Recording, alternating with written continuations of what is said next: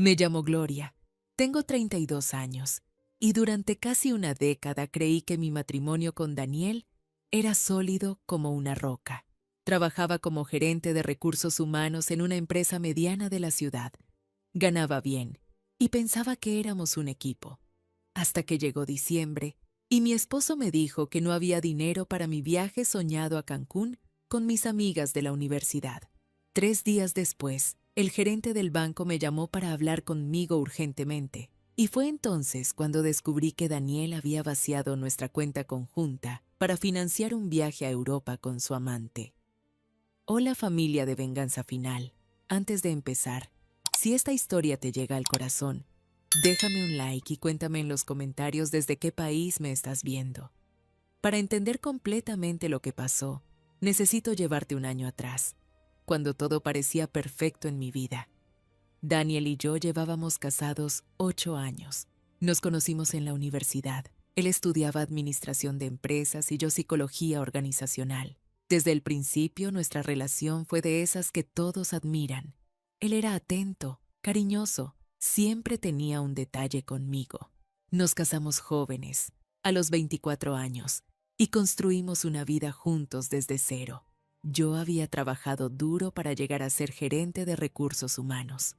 Comencé como asistente administrativa recién graduada y con los años fui escalando posiciones. Mi trabajo era mi orgullo, pero también era agotador.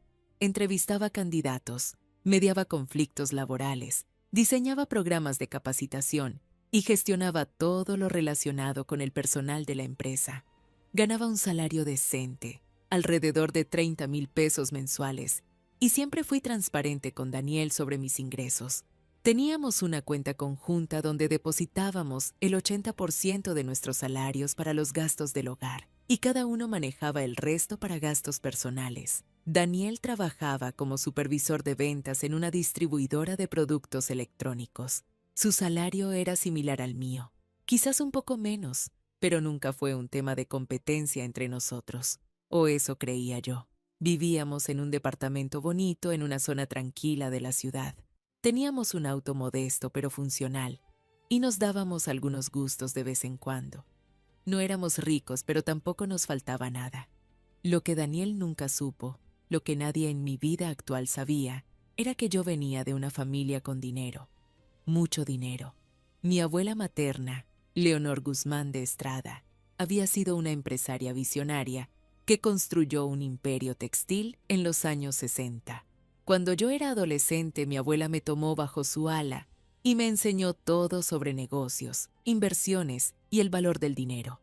Me abrió una cuenta de inversiones a mi nombre cuando cumplí 18 años, con un capital inicial considerable. Durante los siguientes 14 años, esa cuenta creció exponencialmente gracias a inversiones inteligentes en bienes raíces, acciones y fondos de inversión. Mi abuela falleció cuando yo tenía 26 años, 2 años después de casarme con Daniel.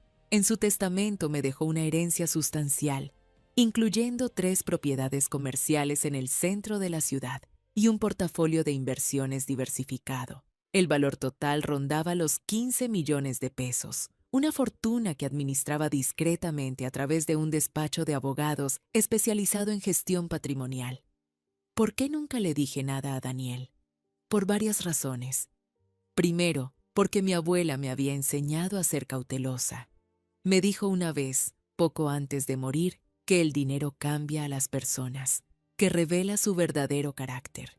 Me aconsejó que mantuviera mi patrimonio privado hasta estar absolutamente segura de con quién lo compartía. Segundo, porque quería que Daniel me amara por quien yo era, no por lo que tenía. Tercero, porque disfrutaba de la sensación de normalidad, de construir una vida basada en nuestro esfuerzo conjunto, sin que el dinero de mi familia interfiriera.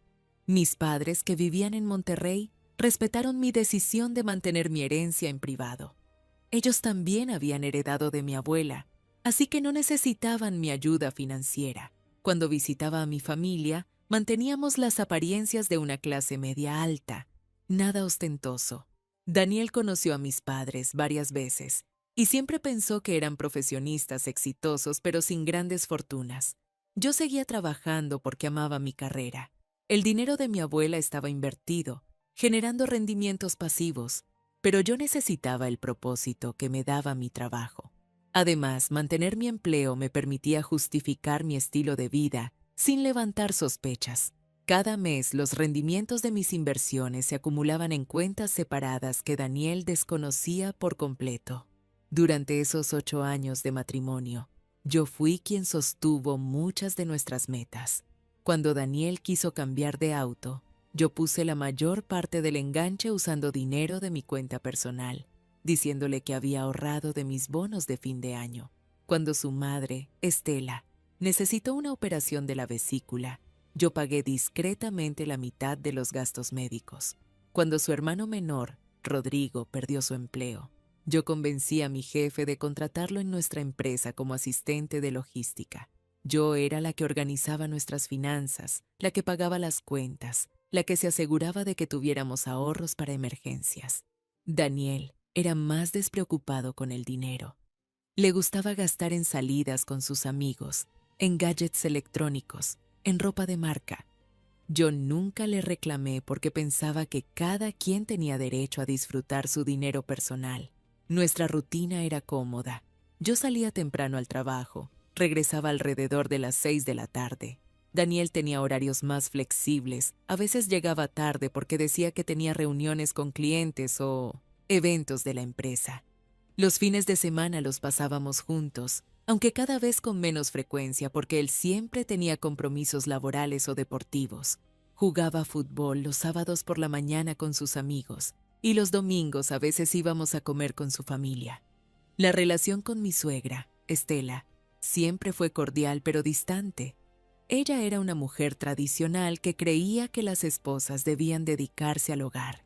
Nunca le gustó que yo trabajara tanto y constantemente hacía comentarios sobre cuándo íbamos a tener hijos. Le molestaba que Daniel ayudara en las tareas del hogar. Decía que eso no era trabajo de hombres. Yo trataba de mantener la paz. Sonreía y cambiaba de tema cuando ella empezaba con sus indirectas. El cuñado de Daniel, Gilberto Salinas, estaba casado con la hermana mayor de Daniel, Verónica. Gilberto era contador público y trabajaba en un despacho importante. Siempre fue amable conmigo, pero había algo en su manera de mirarme que me incomodaba. Era demasiado atento, demasiado interesado en mi trabajo, en mis opiniones. Verónica era maestra de primaria, una mujer dulce pero sumisa que parecía vivir a la sombra de su esposo. Las reuniones familiares de los Salinas eran frecuentes. Cada domingo Estela organizaba comidas en su casa. Asistían Daniel y yo, Verónica y Gilberto, Rodrigo y a veces algunos primos. Yo siempre llevaba algún platillo, ayudaba en la cocina, trataba de integrarme, pero sentía que nunca era suficiente para Estela. Siempre encontraba algo que criticar, ya fuera mi manera de cocinar, mi ropa o el hecho de que aún no le había dado nietos. En noviembre del año pasado, mis amigas de la universidad, Jimena y Natalia, me propusieron un viaje a Cancún para celebrar nuestros 30 y tantos años. Las tres habíamos sido muy unidas durante la carrera, pero después de graduarnos, cada una tomó su camino. Jimena se casó con un arquitecto y tenía 2 hijos. Natalia era soltera, trabajaba como directora de marketing en una empresa transnacional. Nos veíamos poco, quizás 2 o 3 veces al año, pero manteníamos el contacto por WhatsApp.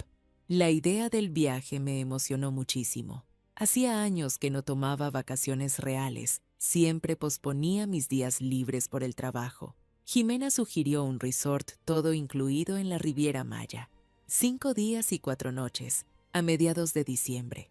El costo era de aproximadamente 24,000 pesos por persona, incluyendo vuelo, hospedaje, comidas y algunas excursiones. Para mí, ese dinero no era problema en absoluto.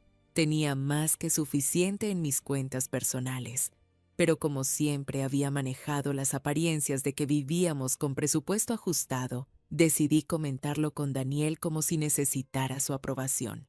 Una noche, después de cenar, mientras estábamos viendo televisión en la sala, le comenté sobre el viaje.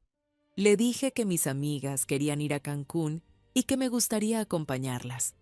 Le mostré los detalles, En mi teléfono, el hotel, las fechas, el costo. Daniel apenas levantó la vista del partido de fútbol que estaba viendo. Me dijo, con un tono casual que no reflejaba ninguna preocupación real por mis deseos, que le parecía bien, pero que tendríamos que ver cómo estaban las finanzas. Le respondí que podía usar mi dinero personal, los ahorros de mis bonos. Él se encogió de hombros y dijo que lo pensaríamos. Pasaron 2 semanas y el tema no volvió a surgir. Jimena y Natalia ya habían apartado sus lugares y me presionaban para que hiciera mi reservación. El resort estaba llenándose rápido y los precios empezaban a subir. Le volví a mencionar el tema a Daniel, esta vez con más urgencia. Necesitaba una respuesta definitiva. Fue un viernes por la noche, a principios de diciembre. Yo acababa de llegar del trabajo, cansada después de una semana particularmente difícil en la oficina. Había tenido que despedir a 2 empleados por recorte de presupuesto y emocionalmente estaba agotada. Preparé la cena, pasta con salsa de tomate casera, una de las comidas favoritas de Daniel. Puse la mesa, serví vino, traté de crear un ambiente agradable para hablar. Cuando Daniel llegó, cerca de las 9 de la noche, parecía distraído. Apenas probó la comida, revisaba constantemente su teléfono. Le pregunté cómo le había ido en el trabajo y me respondió con monosílabos. Después de varios intentos de conversación, decidí ir directo al punto. Le dije que necesitaba hacer la reservación para Cancún esa misma noche porque los precios estaban subiendo.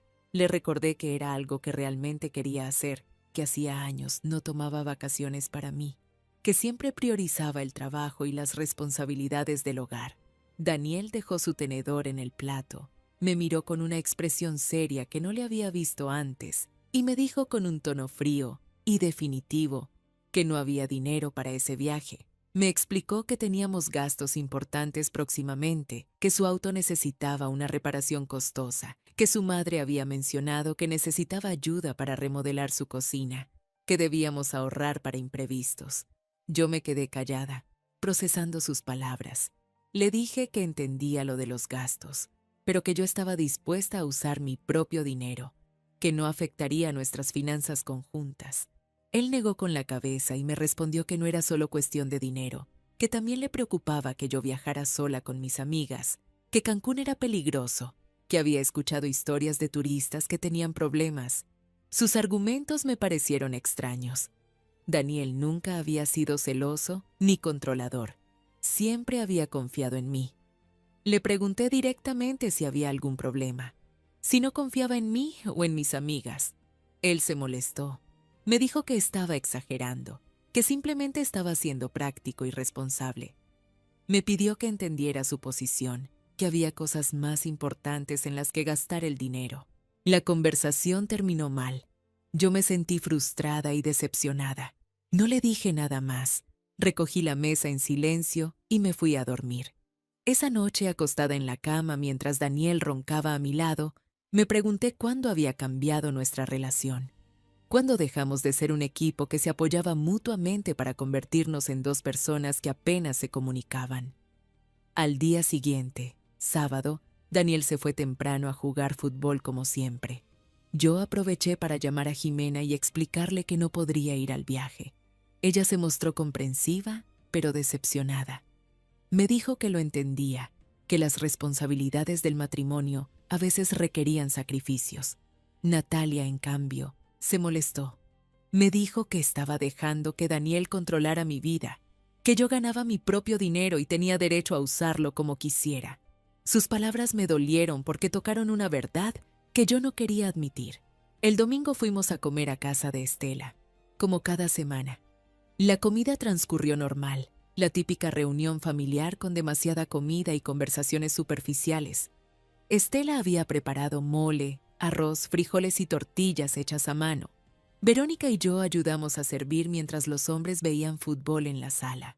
Después de comer, mientras recogíamos la mesa, Estela me preguntó frente a todos si Daniel y yo ya habíamos pensado en tener hijos. Era una pregunta que me hacía constantemente, pero ese día me molestó especialmente. Le respondí con una sonrisa forzada que todavía no era el momento que queríamos disfrutar un poco más de nuestra vida de pareja. Gilberto, que estaba sentado en el comedor tomando café, hizo un comentario que me sorprendió. Dijo, con un tono que pretendía ser gracioso, pero sonó condescendiente, que las mujeres de carrera siempre posponían la maternidad hasta que era demasiado tarde, que yo debería pensar en mis prioridades antes de que se me pasara el tiempo. Verónica se rió nerviosamente y cambió de tema, pero yo sentí una punzada de molestia. ¿Quién era Gilberto para opinar sobre mi vida reproductiva? Daniel no dijo nada en mi defensa, simplemente siguió viendo el partido como si la conversación no fuera con él. Esa noche, de regreso a casa, le comenté a Daniel que el comentario de Gilberto me había parecido fuera de lugar. Él se encogió de hombros y me dijo que no le diera importancia, que Gilberto siempre decía cosas sin pensar. Le respondí que me hubiera gustado que él dijera algo, que me defendiera. Daniel se molestó. Me acusó de ser demasiado sensible, de buscar problemas donde no los había. Esa fue la última conversación seria que tuvimos antes de que todo explotara. El lunes por la mañana, yo estaba en mi oficina revisando currículums para una vacante de asistente administrativo cuando recibí una llamada que cambiaría todo. Era Agustín Mora, el gerente de la sucursal bancaria donde Daniel y yo teníamos nuestra cuenta conjunta. Agustín y yo teníamos una relación cordial y profesional. Él manejaba nuestras cuentas desde hacía 5 años y siempre había sido atento y eficiente. Su voz sonaba seria cuando me saludó. Me preguntó si podía pasar por el banco ese mismo día porque necesitaba hablar conmigo sobre un asunto importante relacionado con mi cuenta. Le pregunté si podía adelantarme algo por teléfono, pero él insistió en que era mejor hablar en persona. Su tono me preocupó. Revisé mi agenda, cancelé una reunión de mediodía y le dije que estaría ahí a las 2 de la tarde. Durante toda la mañana no pude concentrarme en el trabajo. ¿Qué podía ser tan urgente? ¿Habría algún problema con la cuenta? ¿Un fraude? ¿Un error del banco? Traté de llamar a Daniel para preguntarle si sabía algo, pero su teléfono sonó varias veces y entró el buzón de voz. Le dejé un mensaje pidiéndole que me llamara, que era importante. A las 2 en punto, llegué al banco. Agustín me recibió personalmente y me llevó a su oficina privada. Cerró la puerta, me ofreció agua y se sentó frente a mí con una expresión que mezclaba preocupación y profesionalismo. Abrió una carpeta que tenía sobre su escritorio y sacó varios documentos. Me dijo, con cuidado de elegir sus palabras, que había notado movimientos inusuales en mi cuenta conjunta durante las últimas 2 semanas. Me explicó que por protocolo de seguridad, el banco monitoreaba transacciones grandes o fuera de lo común para prevenir fraudes. En este caso, había detectado varios retiros significativos que sumaban un total de 240,000 pesos. Yo me quedé helada. 240,000 pesos era prácticamente todo el saldo de nuestra cuenta conjunta. Habíamos acumulado ese dinero durante años, ahorrando para eventualmente comprar una casa más grande. Le pregunté a Agustín quién había hecho esos retiros, aunque en el fondo ya sabía la respuesta. Él me mostró los documentos. Todos los retiros habían sido autorizados por Daniel. Había sacado el dinero en varias transacciones durante las últimas 2 semanas, usando transferencias electrónicas y retiros en ventanilla. El banco no podía detenerlo porque era una cuenta conjunta, y Daniel tenía plenos derechos sobre los fondos. Le pregunté a Agustín si Daniel había mencionado para qué necesitaba el dinero. Él negó con la cabeza y me explicó que los clientes no están obligados a justificar sus retiros. Sin embargo, me dijo algo que me llamó la atención. Mencionó que una de las transferencias grandes, de 100,000 pesos, había sido a una agencia de viajes. Sentí como si el piso se abriera bajo mis pies. Una agencia de viajes. Daniel había sacado nuestros ahorros para pagar un viaje después de decirme que no había dinero para que yo fuera a Cancún con mis amigas. Le pedí a Agustín que me diera todos los detalles de esa transferencia. Él imprimió el comprobante y me lo entregó. La transferencia había sido hecha a una agencia llamada Viajes Globales, una empresa conocida que organizaba paquetes turísticos a Europa. Le pregunté si había manera de saber qué había comprado exactamente con esa transferencia. Agustín me explicó que el banco no tenía acceso a esa información, que tendría que contactar directamente a la agencia. Me ofreció el teléfono y la dirección de Viajes Globales. También me sugirió con mucha delicadeza que considerara cambiar los permisos de la cuenta conjunta o abrir una cuenta individual para proteger mis propios ingresos. Salí del banco en estado de shock. Me senté en mi auto en el estacionamiento, tratando de procesar lo que acababa de descubrir. Daniel había vaciado nuestra cuenta de ahorros. Había gastado 240,000 pesos sin consultarme, sin decirme nada. Y lo peor de todo, había usado parte de ese dinero para comprar un viaje mientras me decía que no teníamos recursos para el mío. Intenté llamarlo nuevamente. Esta vez sí contestó, pero su tono fue apresurado. Me dijo que estaba en una junta importante, que no podía hablar. Le dije que necesitaba verlo urgentemente, que era sobre el banco.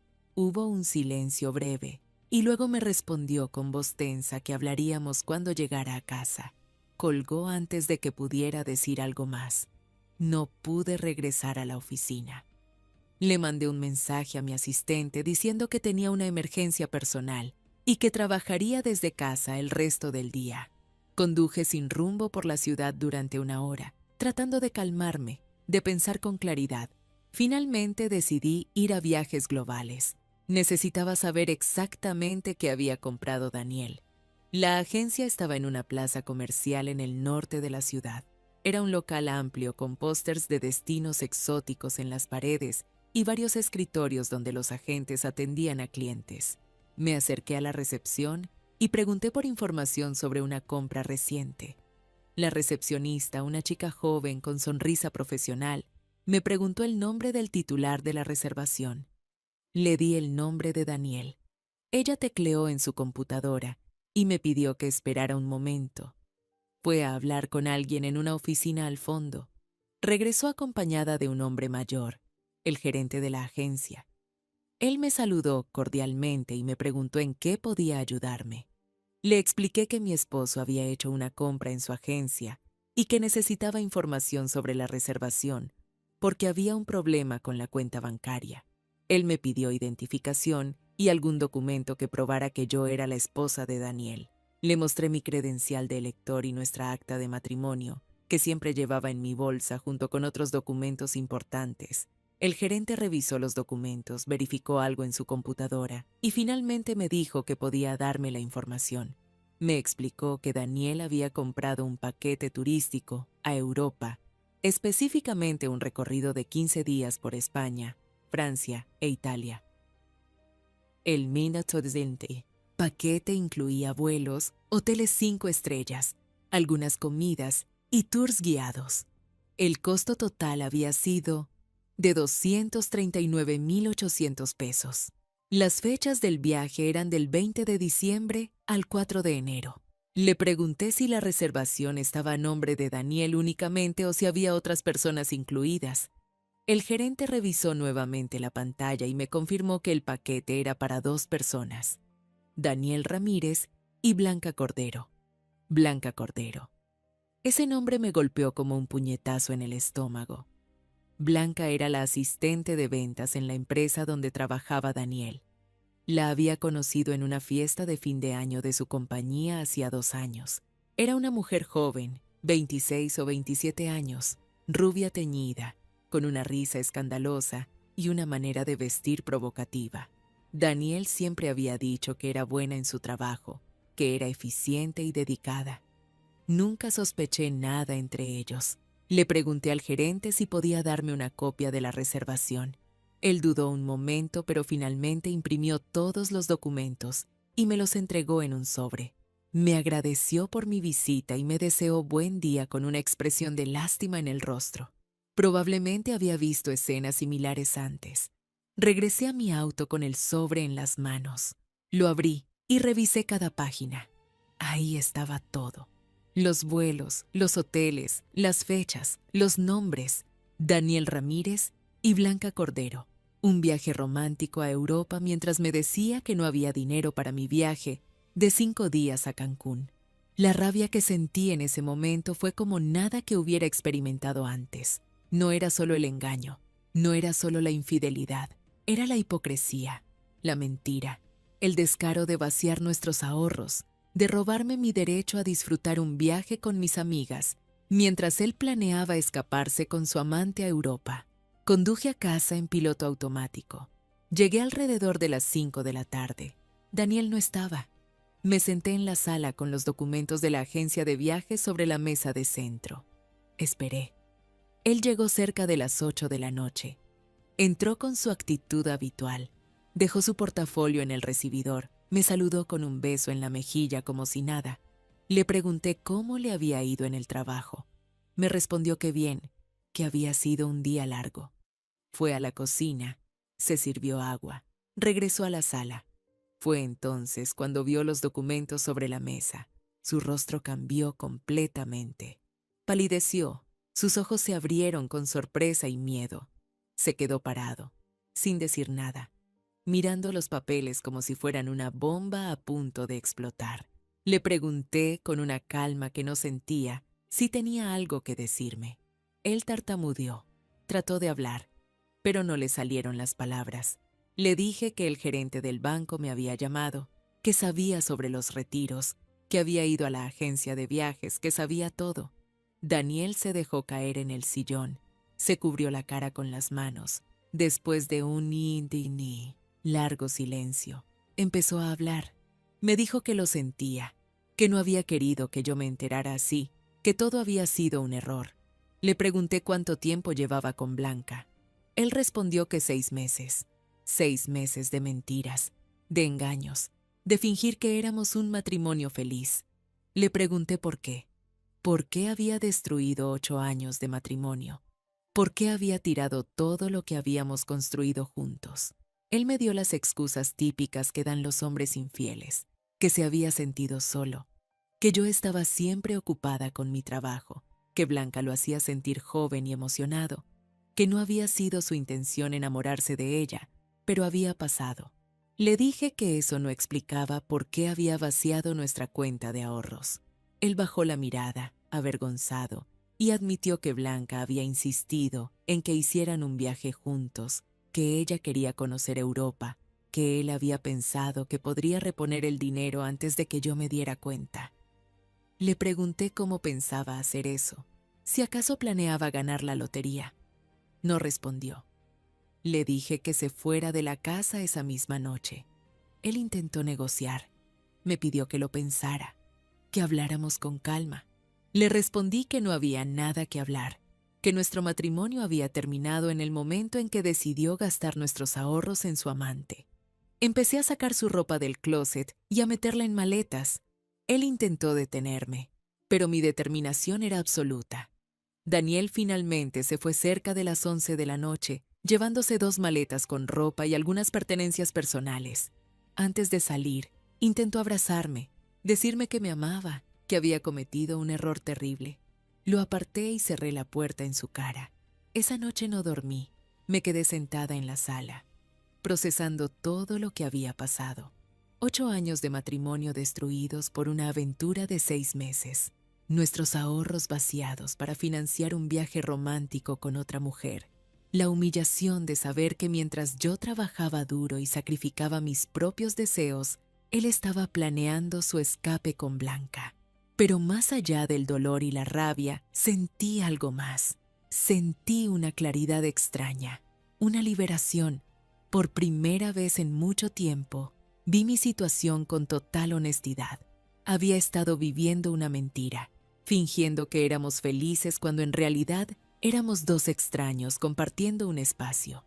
Y lo más importante, me di cuenta de que había estado limitándome, escondiendo mi verdadero yo y mis recursos por miedo a cambiar la dinámica de mi matrimonio. Al día siguiente, martes, llamé a mi trabajo y pedí el resto de la semana libre. Mi jefe, que conocía mi ética laboral impecable, no hizo preguntas y aprobó mi solicitud inmediatamente. Luego llamé a mi abogado, José María Villaseñor, el mismo que manejaba mi patrimonio heredado de mi abuela.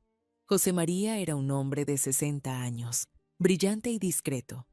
había sido el abogado de confianza de mi abuela durante décadas. Cuando heredé su patrimonio, él asumió la gestión de mis inversiones y propiedades. Nos reuníamos cada 3 meses para revisar el estado de mis cuentas, pero fuera de eso, manteníamos una relación estrictamente profesional. Le expliqué la situación por teléfono. Él me escuchó sin interrumpir y luego me citó en su despacho esa misma tarde. Cuando llegué, José María ya tenía preparada una estrategia legal. Me explicó que dado que Daniel había vaciado la cuenta conjunta sin mi consentimiento para gastos no relacionados con el matrimonio, yo tenía bases sólidas para un divorcio por causales y para exigir la devolución del dinero. Pero yo tenía otros planes. Le dije a José María que quería algo más que un simple divorcio. Quería justicia. Quería que Daniel y todos los que me habían menospreciado entendieran quién era yo realmente. José María sonrió. Era una sonrisa que conocía bien. La sonrisa de alguien que está a punto de ejecutar una estrategia brillante. Me preguntó cuánto estaba dispuesta a revelar sobre mi patrimonio. Le respondí que todo. Ya no tenía sentido mantener el secreto. Mi matrimonio había terminado y ya no necesitaba proteger a Daniel de la verdad. José María asintió y empezó a tomar notas.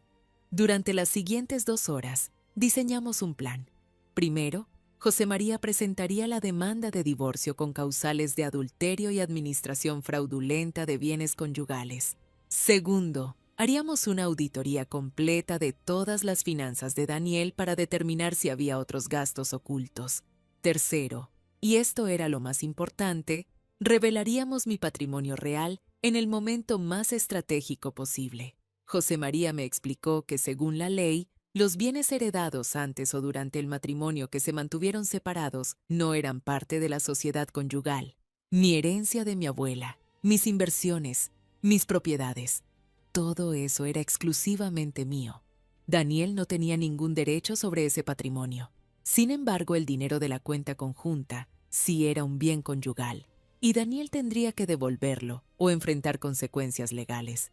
Salí del despacho de José María sintiéndome empoderada. Por primera vez en días, tenía un plan claro. No iba a ser la esposa engañada que llora en silencio. Iba a ser la mujer que toma control de su vida y exige lo que merece. Si hasta aquí ya sientes que esta historia te recuerda algo que viviste, escríbeme en los comentarios. No estás sola en esto. Los días siguientes fueron un torbellino de actividad. José María trabajó rápido. Presentó la demanda de divorcio el jueves, apenas 3 días después de que descubrí la infidelidad. Daniel recibió la notificación el viernes por la mañana en su trabajo. Me llamó inmediatamente. Su voz era una mezcla de sorpresa y pánico. Me preguntó si estaba segura, si no podíamos hablar antes de tomar medidas tan drásticas. Le respondí que no había nada que hablar, que él había tomado su decisión cuando vació nuestra cuenta para irse con Blanca. Colgué y bloqueé su número. También contraté a un investigador privado, Samuel Ortega, recomendado por José María. Samuel era un ex policía que ahora se dedicaba a investigaciones privadas. Le pedí que averiguara todo lo que pudiera sobre la relación entre Daniel y Blanca. Cuánto tiempo llevaban juntos, dónde se veían, si había más personas involucradas. Cualquier detalle que pudiera ser útil en el proceso de divorcio. Samuel trabajó durante una semana y me entregó un informe detallado. Resultó que Daniel y Blanca habían estado viéndose regularmente durante los últimos 7 meses, no 6 como Daniel había admitido. Se encontraban en un motel de paso 2 o 3 veces por semana, siempre durante horarios laborales, usando como excusa juntas con clientes. Samuel tenía fotos, recibos, registros de mensajes de texto que había obtenido legalmente a través de registros públicos y entrevistas con empleados del motel. Pero lo más interesante del informe era otra cosa. Samuel había descubierto que Blanca estaba casada. Su esposo, Germán Aguirre, era ingeniero civil y trabajaba en una constructora. Aparentemente, Germán no tenía idea de la aventura de su esposa. Samuel me preguntó si quería que él informara a Germán sobre la situación. Le dije que sí. Si yo tenía que enfrentar la verdad, Germán también merecía saberla. Mientras todo esto sucedía, yo mantuve una fachada de normalidad en mi trabajo. Nadie en la oficina sabía lo que estaba pasando en mi vida personal. Seguí con mis responsabilidades. Asistí a reuniones, entrevisté candidatos, resolví conflictos laborales. El trabajo era mi refugio, el lugar donde podía enfocar mi mente en algo productivo y olvidarme temporalmente del caos de mi vida personal. Mis amigas, Jimena y Natalia, se enteraron de la situación cuando finalmente les respondí los mensajes que me habían estado mandando durante días. Les conté todo: el engaño, el dinero, el viaje a Europa. Ambas se mostraron indignadas y solidarias. Jimena me ofreció su casa si necesitaba un lugar donde quedarme. Natalia, más práctica, me preguntó si necesitaba ayuda legal o financiera. Les agradecí su apoyo, pero les aseguré que tenía todo bajo control. Lo que mis amigas no sabían, lo que nadie sabía todavía, era que yo tenía recursos más que suficientes para manejar la situación. Seguía manteniendo mi patrimonio en secreto, esperando el momento adecuado para revelarlo. Ese momento llegó más pronto de lo que esperaba. Era mediados de diciembre, exactamente 2 semanas después de descubrir la infidelidad de Daniel. Estela, mi suegra, me llamó al celular. Yo había estado evitando a la familia de Daniel desde que él se fue de la casa, pero Estela era persistente. Me dijo que necesitaba hablar conmigo, que era importante, que tenía que ver con Daniel y conmigo. Accedí a reunirme con ella, más por curiosidad que por otra cosa. Quedamos de vernos en una cafetería céntrica, neutral, lejos de su casa y de la mía. Llegué puntual, a las 4 de la tarde. Estela ya estaba ahí, sentada en una mesa del fondo, con una taza de café frente a ella. Se veía nerviosa, inquieta. Me saludó con un abrazo incómodo y me pidió que me sentara. Después de pedir mi café, Estela fue directo al grano.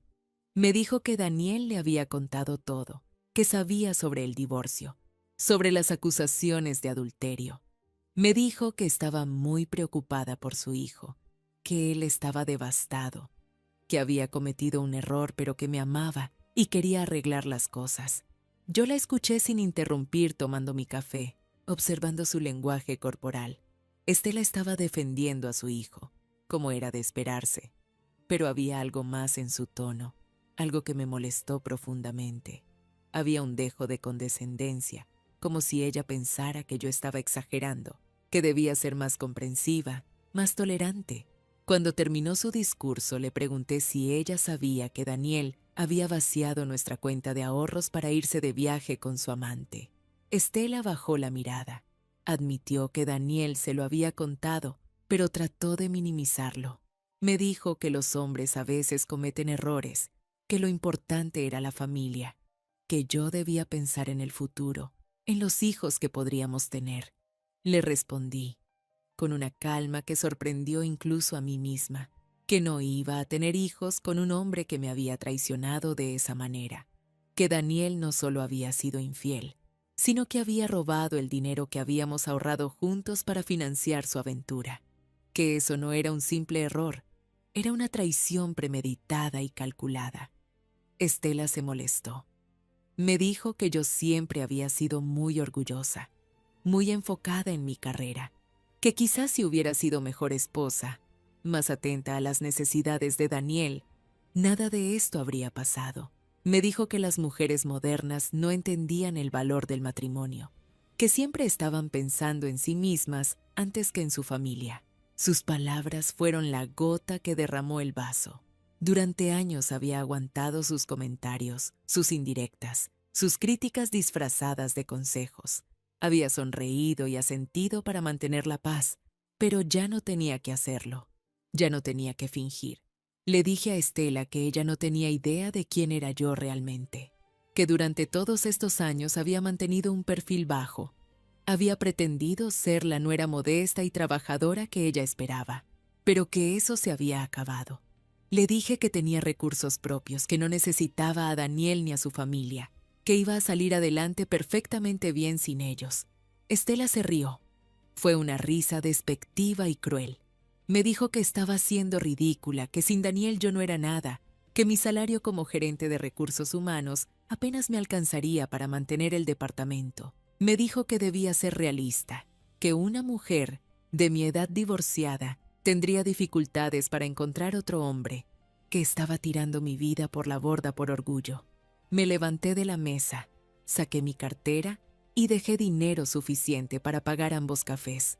Le dije a Estela que muy pronto entendería exactamente quién era yo, que se preparara para una sorpresa. Salí de la cafetería sin mirar atrás. Esa noche llamé a José María y le dije que era momento de ejecutar la siguiente fase de nuestro plan. Él me preguntó si estaba segura, si estaba lista para las consecuencias de revelar mi patrimonio. Le respondí que nunca había estado más segura de algo en mi vida. José María preparó una carta formal dirigida a Daniel y sus abogados. En esa carta se detallaba mi patrimonio completo. Las 3 propiedades comerciales en el centro de la ciudad, valuadas en conjunto en 8 millones de pesos. El portafolio de inversiones en acciones y fondos, valuado en 4 millones de pesos. Las cuentas de ahorro e inversión con un saldo combinado de 3 millones de pesos. El total de mi patrimonio era de aproximadamente 15 millones de pesos. La carta también dejaba claro que todo ese patrimonio era exclusivamente mío, heredado de mi abuela y mantenido separado durante todo el matrimonio, que Daniel no tenía ningún derecho sobre esos bienes y que, por el contrario, yo tenía derecho a recuperar mi parte de los ahorros conyugales que él había gastado. José María envió la carta el lunes siguiente. Daniel la recibió el martes por la mañana. Me llamó inmediatamente. Su voz era una mezcla de shock, confusión y rabia. Me preguntó si era verdad, si realmente tenía todo ese dinero. Le respondí que sí, que siempre lo había tenido. Me preguntó por qué nunca se lo había dicho. Le respondí que porque quería que me amara por quien era, no por lo que tenía, y que claramente había tomado la decisión correcta, porque ahora podía ver su verdadero carácter. Daniel intentó cambiar su estrategia. De repente se mostró arrepentido. Me dijo que cometió un error terrible, que si hubiera sabido sobre mi dinero, nunca habría hecho lo que hizo. Sus palabras solo confirmaron lo que yo ya sabía. Daniel no me amaba a mí.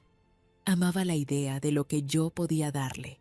Le dije que era demasiado tarde, que el divorcio seguiría adelante, que esperaba que disfrutara su viaje a Europa con Blanca, porque sería lo último bueno que le pasaría en mucho tiempo. Colgué y volví a bloquear su número. La noticia de mi patrimonio se esparció rápidamente, primero entre la familia de Daniel, luego entre conocidos comunes. Estela me llamó. Su voz era completamente diferente a la de nuestra última conversación. Ahora era dulce, conciliadora. Me dijo que había hablado mal en la cafetería, que estaba preocupada por su hijo, pero que entendía mi posición. Me pidió que reconsiderara el divorcio, que Daniel estaba dispuesto a hacer lo que fuera para arreglar las cosas. Le respondí que no había nada que arreglar, que Daniel había mostrado su verdadero yo y que yo había tomado mi decisión. Estela intentó apelar a mi sentido de familia. Me recordó todas las veces que habíamos compartido juntas, las comidas dominicales, las celebraciones. Le dije que esos recuerdos ahora estaban manchados por la traición de su hijo y por sus propios comentarios despectivos hacia mí. Gilberto también intentó contactarme. Me mandó un mensaje de texto pidiéndome que habláramos, que él podía mediar entre Daniel y yo. Ignoré su mensaje. No tenía nada que hablar con él. Verónica, en cambio, me mandó un mensaje diferente. Me dijo que sentía mucho lo que había pasado, que siempre me había admirado, que entendía mi decisión. Su mensaje fue el único que me pareció genuino. Le respondí agradeciéndole su apoyo. Mientras tanto, el investigador Samuel me informó que había hablado con Germán, el esposo de Blanca. Germán había quedado devastado al enterarse de la aventura de su esposa. Había confrontado a Blanca, quien inicialmente negó todo, pero finalmente admitió la relación con Daniel. Germán había echado a Blanca de su casa y también había iniciado trámites de divorcio. La vida de Daniel se estaba desmoronando. No solo estaba enfrentando un divorcio costoso conmigo, sino que Blanca también estaba en medio de su propio divorcio. El viaje a Europa que habían planeado con tanto cuidado ahora estaba en peligro. Germán había congelado las cuentas bancarias conjuntas que tenía con Blanca y ella no tenía dinero propio para el viaje. Daniel intentó cancelar el viaje y recuperar al menos parte del dinero, pero la agencia de viajes tenía una política estricta de no reembolso. El dinero estaba perdido, 239,800 pesos tirados a la basura. La empresa donde Daniel trabajaba también se enteró de la situación. Resulta que las políticas de la compañía prohibían relaciones románticas entre empleados, especialmente entre supervisores y subordinados. Daniel era supervisor de ventas y Blanca era su asistente. La relación violaba claramente las políticas internas. La empresa inició una investigación y una semana después tanto Daniel como Blanca fueron despedidos. Daniel me llamó desesperado. Me dijo que había perdido todo, su trabajo, su reputación, su familia. Me suplicó que lo ayudara, que usara mis contactos para conseguirle otro empleo.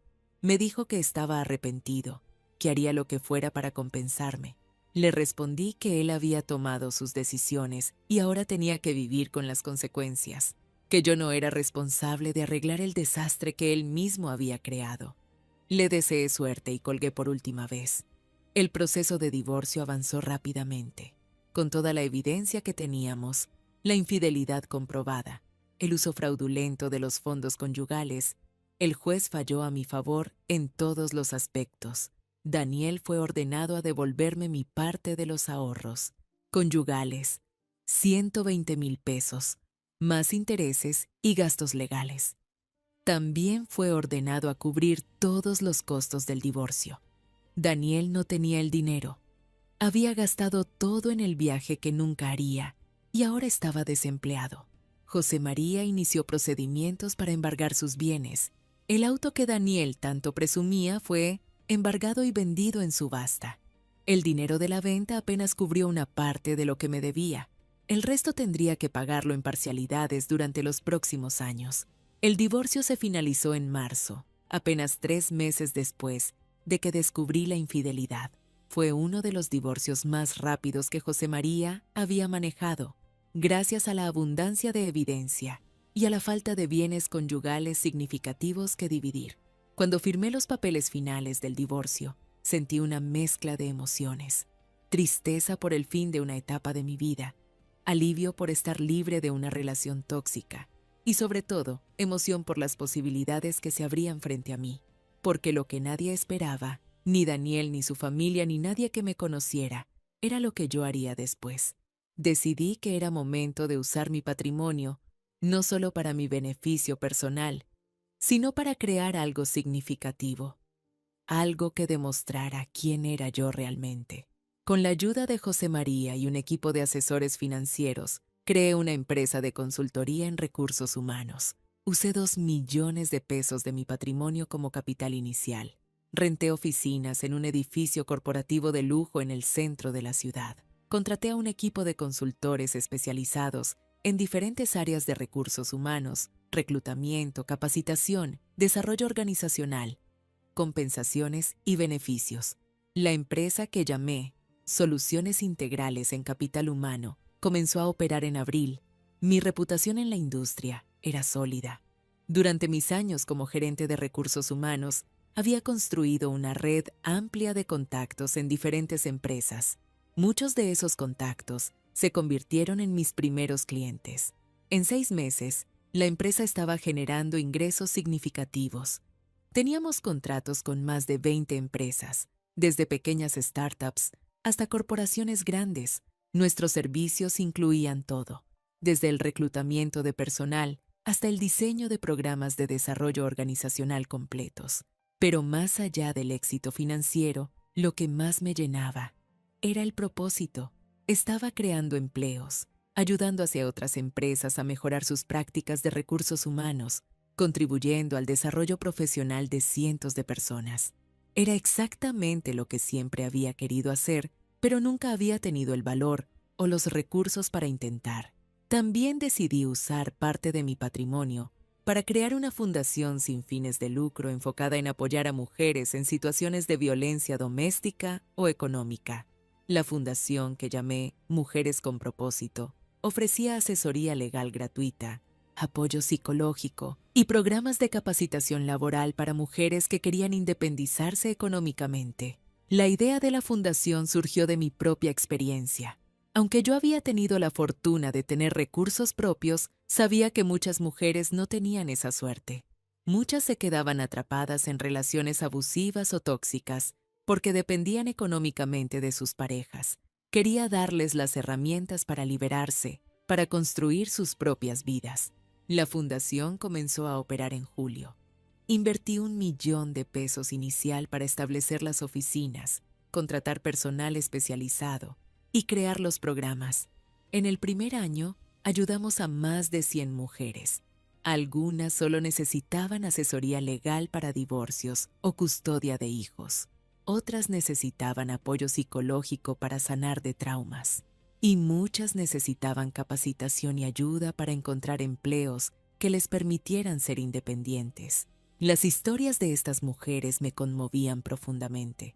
Cada una tenía su propia versión de traición, abuso o negligencia, y cada una encontraba con nuestro apoyo el valor para tomar control de su vida. Una de las mujeres que más me impactó fue Paola, una mujer de 38 años que había estado casada durante 15 años con un hombre que la controlaba completamente. Él manejaba todo el dinero. Ella no tenía acceso a cuentas bancarias. No podía trabajar sin su permiso. Cuando finalmente decidió dejarlo, no tenía nada. Ni dinero, ni trabajo, ni lugar donde vivir.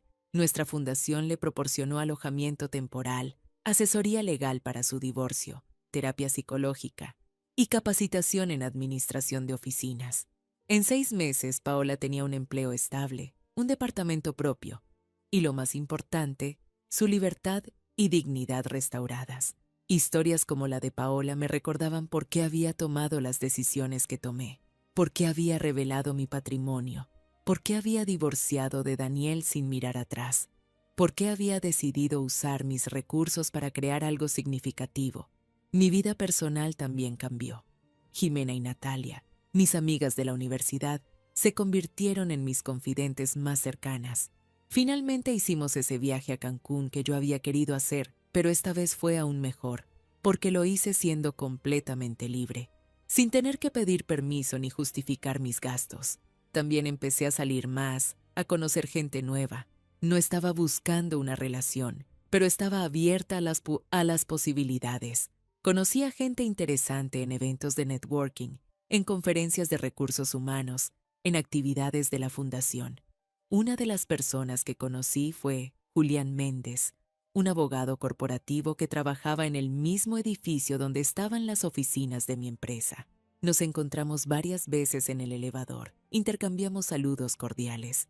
Un día me invitó a tomar café para discutir una posible colaboración entre nuestras empresas. El Mint-Zotinse café se convirtió en comida, la comida en cena, y eventualmente comenzamos a salir. Julián era diferente a Daniel en todos los sentidos. Era transparente, honesto, respetuoso. Admiraba mi éxito profesional en lugar de sentirse amenazado por él.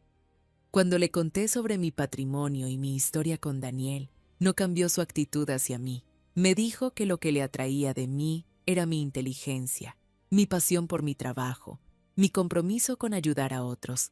No sé si Julián y yo terminaremos juntos a largo plazo, pero por ahora disfruto de su compañía y de la posibilidad de construir algo real basado en honestidad y respeto mutuo. En cuanto a Daniel, supe por conocidos comunes que finalmente consiguió otro trabajo, aunque con un salario mucho menor al que tenía antes. Está viviendo en un departamento pequeño, pagando las cuotas que me debe mensualmente. Blanca también encontró trabajo, pero su divorcio con Germán fue complicado y costoso. Escuché que Daniel y Blanca intentaron continuar su relación después de que todo explotó, pero no duró mucho.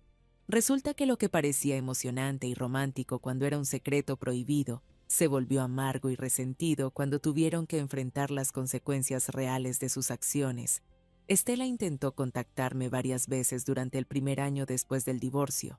Quería que perdonara a Daniel, que reconsiderara mi decisión, Eventualmente dejó de intentar cuando quedó claro que yo había seguido adelante completamente.